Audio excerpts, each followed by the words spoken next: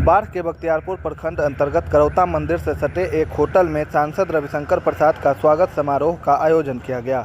कार्यक्रम में बाढ़ बख्तियारपुर और मोकामा के कार्यकर्ताओं ने भाग लिया। वहीं कार्यक्रम का आयोजन राजेश कुमार उर्फ ललन सिंह ने किया। स्टेशन है तो नरौली धाम के लिए आपने बोला था, उसके लिए क्या हुआ?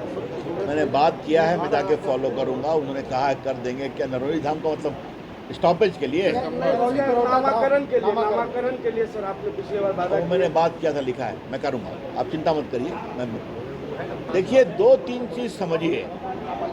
मैं बख्तियारपुर और फतवा में लगभग 150 से अधिक सड़कें बनवा चुका हूँ। अभी धोबा नदी पर पुल बनने जा रहा है। बख्तियारपुर और फतवा दोनों अमृत स्टेशन में उसको आगे बढ़ाया जा रहा है। वंदे भारत ट्रेन रुकने लगी और ऑल जो जाती है ट्रेन पूरा आपके दूर दूर जगहों पर कुंभ एक्सप्रेस उसको भी रुकवा दिया। तो चिंता मत करिए, ये भी कराएंगे। ऑपरेशन सिंदूर की जो सफलता मिली उसका आप यूरोपियन यूनियन बहुत सारे देशों में आप गए, तो आपको कितना मुश्किल आया कन्विंस करने में यूरोपियन देशों को? कोई मुश्किल नहीं आया। अब भारत का कद बहुत बढ़ चुका है। लोग भारत की बात सुनना चाहते हैं और हम सुनाने गए थे, तर्क के साथ, अनुभव के साथ पाकिस्तान की सच्चाई बताने गए थे।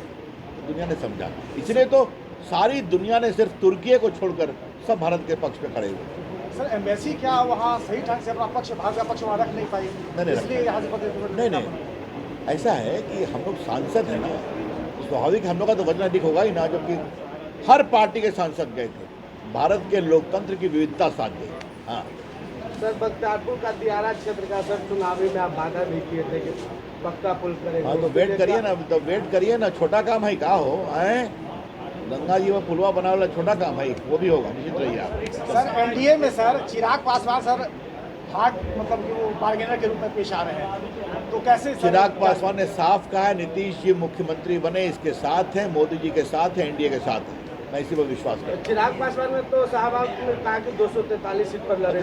ये नहीं कहा, मैंने पढ़ा है उसको। 243 पे हम कहीं भी लड़ सकते हैं। कल भर्सना की है,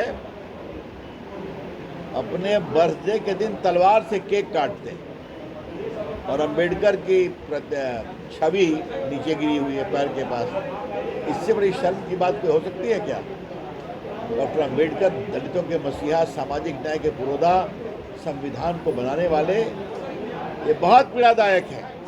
राहुल गांधी हमेशा आपके लिए क्या कुछ करा? मैं बात करूंगा, उसमें कई समस्या है ना, 2 जिलों की भी समस्या है, मुझे बताया गया है। इस सब में बात करूंगा राजस्व मंत्री से। प्रोजेक्ट जो आया से लेकर बख्तियारपुर तक कोई पुल नहीं है। कहाँ पर? नया जो प्रोजेक्ट बना सर, नमामि गंगे वाला जो हुआ था, कहीं पुल नहीं है। उस तरफ जाने का सड़क कोई रास्ता नहीं है। हम लोग फ्यूनल के लिए भी बस वजह से ऊपर भी जाने का रास्ता नहीं है। तत्काल पूरा रास्ता बचाए हुए है, बोले चालू होगा 2 दिन का। मैं देखूंगा इसका, जरा हमको डिटेल दीजिएगा। मैरीन ड्राइव का है सर मामला, मैरीन ड्राइव बन रहा है ना सर, तो उस तरफ का जो हजारों बीघा जमीन है, परवल की खेती होती है, गेहूँ की खेती, उन किसानों के लिए सर आवागमन का कोई रास्ता नहीं। ठीक है, वो जब आप लोग चाहेंगे तब। आपने क्या काम किया इसके लिए? लोगों ने तो नहीं, मैं आपसे सवाल पूछता हूँ, मैं तो बोल रहा हूँ, पूछिए इनके साथ। हम लोग बोले हैं कई जगह। हम चाहेंगे कि हमारे पत्रकार लोग भी इस विषय को गंभीरता से उठाएं। बस ये बहुत, जिस व्यक्ति ने नालंदा को तोड़ा, जलाया, उसके नाम पर बख्तियारपुर है।